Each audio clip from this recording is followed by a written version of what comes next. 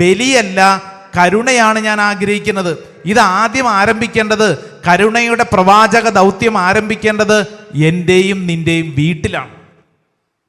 ചേച്ചി കേട്ടോ, എവിടെയാ ആരംഭിക്കേണ്ടത്? വീട്ടിൽ ആരംഭിക്കണം.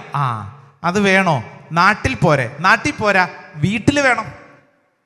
നാട്ടിൽ കരുണയുടെ പ്രവാചകന്മാരായിട്ട് കുറെ പേരുണ്ടല്ലോ അല്ലേ? ചിലരെ കണ്ടിട്ടില്ലേ? സോഷ്യൽ ആക്ടിവിസ്റ്റ് അല്ലേ, നന്മ മരങ്ങൾ. നാട്ടിലുള്ള എല്ലാ കാര്യങ്ങൾക്കും അവരിങ്ങനെ ഓടി നടക്കും. സ്വന്തം വീട്ടിലോ, സ്വന്തം വീട്ടിലെ കാര്യങ്ങളിലോ? ഇത് ശ്രദ്ധിച്ചേ, ആദ്യം നിന്റെ കരുണ ആരംഭിക്കേണ്ടത്, എൻ്റെ കരുണ ആരംഭിക്കേണ്ടത് എവിടെയാ? എൻ്റെ വീട്ടിൽ, ഞാൻ താമസിക്കുന്ന സ്ഥലത്താണ് കരുണ ആരംഭിക്കേണ്ടത്. Hallelujah, hallelujah. ഞാൻ എന്ന വൈദികൻ ഇവിടെ നിന്ന് കരുണയെക്കുറിച്ച് പ്രസംഗിക്കുന്നു. എന്നാൽ എൻ്റെ കമ്മ്യൂണിറ്റിയിൽ മറ്റുള്ള അച്ഛന്മാരുടെയും കൂട്ടുകാരുടെയും ശുശ്രൂഷകരുടെയും നടുവിൽ ഈ കരുണയില്ലെങ്കിൽ എന്തെങ്കിലും ഗുണമുണ്ടോ? ഒരു ഗുണവും ഇല്ല. ഇവിടെ ഇരുന്നുകൊണ്ട് നമ്മൾ വചനം കേട്ടു, തിരിച്ച് നിങ്ങൾ വീട്ടിലോട്ട് പോകുന്നു.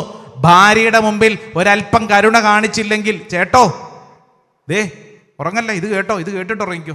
ഭാര്യയുടെ മുമ്പിൽ ഒരു തരി കരുണ കാണിച്ചില്ലെങ്കിൽ, ഭർത്താവിൻ്റെ മുമ്പിൽ ഒരു തരി കരുണ കാണിച്ചില്ലെങ്കിൽ പിന്നെ എന്ത് ഗുണം? ഈശോ കൃത്യമായിട്ട് വചനത്തിൽ പഠിപ്പിക്കുന്നു. മർക്കോസിന്റെ സുവിശേഷം 5-ാം അധ്യായം 19-ാം തിരുവചനം, saint Mark's gospel chapter 5 verse 19.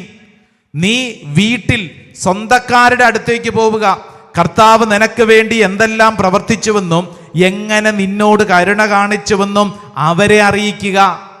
എങ്ങോട്ടാ പോകേണ്ടത്? ആദ്യം സ്വന്തം വീട്ടിൽ നീ കരുണ കാണിക്കണം. Hallelujah, hallelujah. Go home to your friends. അവരോട് പോയി പറയണം, നിന്റെ വീട്ടിൽ ചെന്ന് പറയണം, കർത്താവ് നിന്നോട് കരുണ കാണിച്ചതിനെ കുറിച്ച് മറ്റുള്ളവരോട് പഠിപ്പിക്കണം. ഹല്ലേലൂയാ.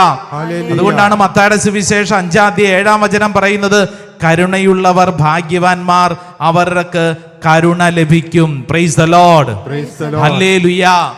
അതെ, നമ്മുടെ സ്വഭാവത്തിൽ ഈ കരുണയ്ക്ക് വേണ്ടി ആഗ്രഹിക്കുമ്പോൾ ആദ്യം നമ്മൾ നമ്മുടെ വീട്ടിൽ, അത് കഴിഞ്ഞ് എങ്ങോട്ടാണെന്നറിയോ? അയൽവാസികൾക്ക് നമ്മൾ കരുണ കൊടുക്കണം. അയൽപക്കത്തുള്ളവർക്ക്, നെയ്ബേഴ്സിന് നമ്മൾ കരുണ കൊടുക്കണം. അതുകൊണ്ടാണ് മത്തായിയുടെ സുവിശേഷം 18-ാം അധ്യായം 33-ാം തിരുവചനത്തിൽ പഠിപ്പിക്കുന്നത്, saint Matthew's gospel chapter 18 verse 33, ഞാൻ നിന്നോട് കരുണ കാണിച്ചതുപോലെ നീയും നിന്റെ സഹസേവകനോട് കരുണ കാണിക്കേണ്ടതായിരുന്നില്ലേ?